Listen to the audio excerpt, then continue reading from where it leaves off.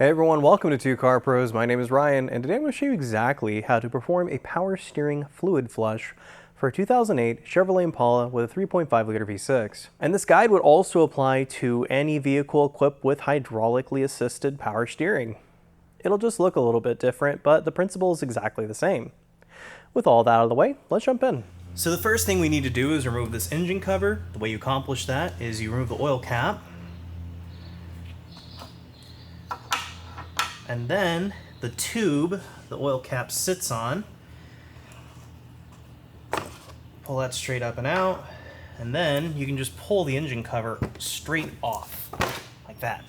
And then don't forget to replace the tube and the oil cap, just so nothing gets inside of the engine. So right here is our power steering reservoir, and you can see that if we take the cap off, this particular one is very used fluid. It'll be like a very dark maroon or even brown like this one is. It'll also have a distinct smell, and usually it'll make horrible grinding sounds too when the fluid is just all used up. All its lubricity is gone, so we need to replace that. And how do you accomplish that? Well, you might think you take this off and you get a turkey baster and you remove all the fluid and try to put new stuff in. It's a really inefficient and incomplete way to do it. The best way is to locate the low pressure return line, which is this one right here. It's very convenient on this car. And what we need to do is remove this hose clamp, remove the hose, put our own hose on the return, feed that return into a bucket or collection unit of some sort, and then feed the reservoir fresh fluid. And then once the fluid changes color from brown to red, the new stuff's red, then we know that the entire system has been nice and cleaned out. That is the absolute best way to do it. So let's get started. So now what I'm gonna do is I'm gonna take a shop towel and just place it under this line, because it is most likely going to leak out and make a big old mess, and we don't want a giant mess, do we? There we go. Just make sure that the shop towel doesn't like get sucked into the serpentine belt or on top of the alternator right here where my left hand is. But we'll worry about that in just a moment. Next, grab a pair of needle nose pliers or a hose clamp tool. We're gonna clamp this hose clamp off, move it past the barb and release it. And then we need to remove our hose. Now, I have found the best way of doing this is to just push it off, because think about like those finger trap toys you played with as a kid. As you pull on the hose, it's gonna wanna kind of constrict. This is kind of the same thing. And be gentle. As these cars age, the more brittle these rubber lines are gonna become. So the hose is almost off the barb, and when it does get off the barb, I'm going to quickly install one of these plugs to get it to hopefully not make such a mess. Caps will work. Sometimes when you take a vacuum cap and you stick it in this way, it can work as a plug, so I'm hoping that's the case today.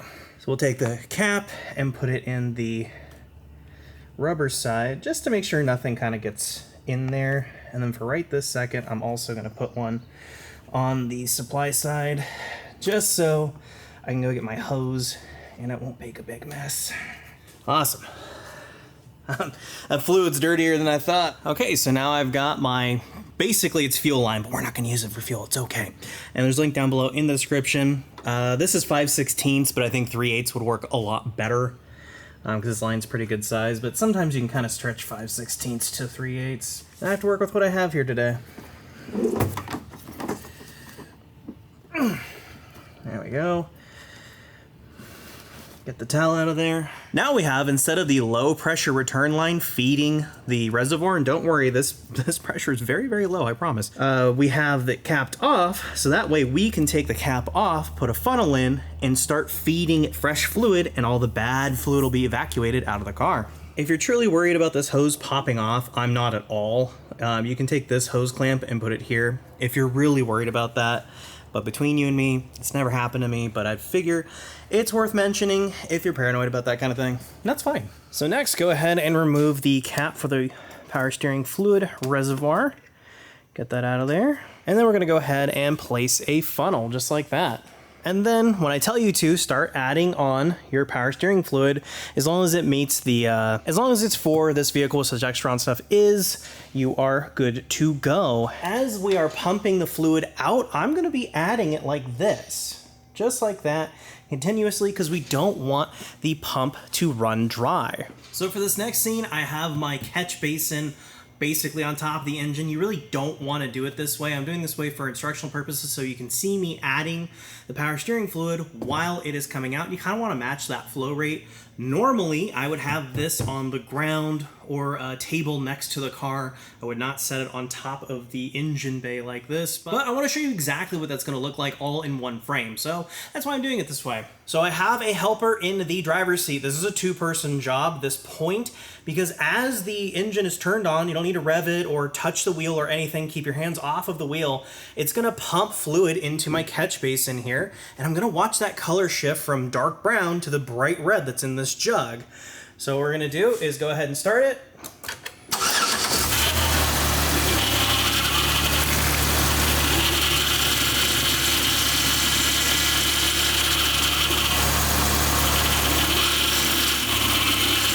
Turn it off. And there we go. We can see it's a bit aerated because I wasn't keeping up on the fluid, but it has switched colors from brown to red, which is exactly what we're looking for. There you go. So it's nice and red now, so we know the entire power steering system is completely cleaned out. Now that our system has been properly flushed and everything's looking nice and healthy, we can go ahead and hook it back up, which is obviously just the reverse of hooking up our hose here. There we go. My thumb over it, minimize leakage, and then just put the tube back on, or back in the hose. There we go. And we can move our hose clamp back into place. There we go. As long as it's behind the barb, which is right here at the end of my thumb, that is perfect. So we can see on our dipstick that it actually has a little cross thatch, and that's where you want the level. Anything below that cross thatch, you need to add. So we can go ahead and try it out. There we go. Oh yeah, you can see that we are just a touch low. It doesn't need very much though, so add in small increments. And that is like perfect. It is like right at the top of the cross thatching. If you put too much in, very likely this fluid is going to overflow and make a big mess. And now with the engine running and I've left the cap off, I'm gonna slowly turn the wheels side to side, lock to lock a couple of times. And at any point, if that starts like sounding like grinding, or it sounds like that's aeration and your level's a little low, so just go ahead and add some.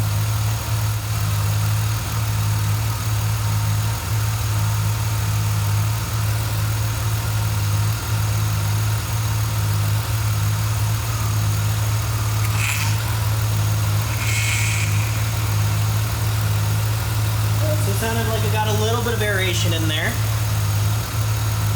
but the level still looks good. I think this is good to go. Then I'm gonna check my level one more time. I know it's a little tricky to see on camera, but right there at the end of my thumb is right where the level is. So that is right on the money, good to go.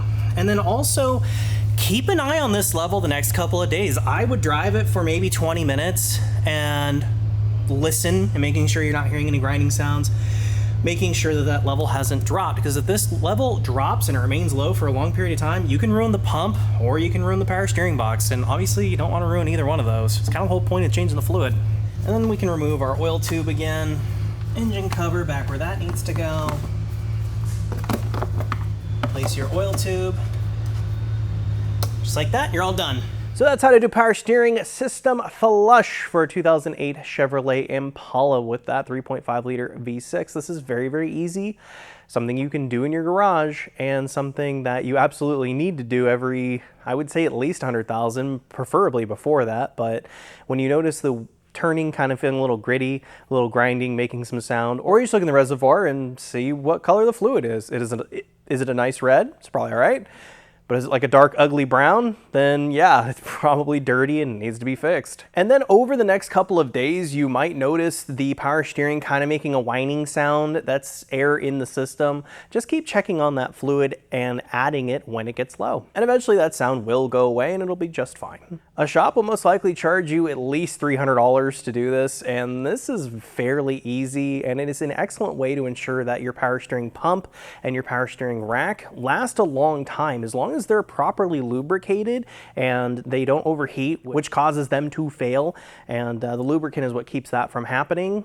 they're going to last a really long time. So a little bit of work today and a small amount of cost. I mean, that gallon of ATF or power steering fluid was, I don't know, $17, something like that.